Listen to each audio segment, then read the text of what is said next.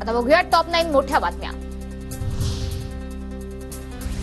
देहूतील संत तुकाराम महाराज संस्थानच्या विश्वस्तांकडून मुख्यमंत्री एकनाथ शिंदेंना पालखी सोहळ्यासाठी प्रस्थानाकरता उपस्थित राहण्याचं निमंत्रण। 28 जूनला पंढरपूरकडे संत तुकाराम महाराज पालखीचं प्रस्थान।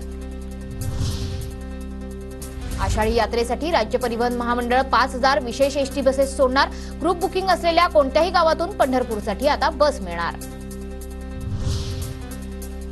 शालेय पोषण आहारात आता 15 नव्या पाककृती। नवीन पाककृतीत खिचडी, व्हेजिटेबल पुलाव, सोयाबीन पुलाव, मसुरी पुलाव, अंडा पुलाव, खीर या गोष्टींचा समावेश।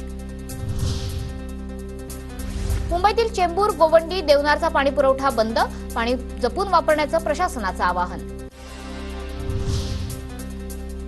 मुंबईमध्ये कमी वेळेत जास्त पाऊस पडणार। जुलै महिना मोठ्या पावसाचा असणार। मुंबई प्रादेशिक हवामान विभागाचा अंदाज।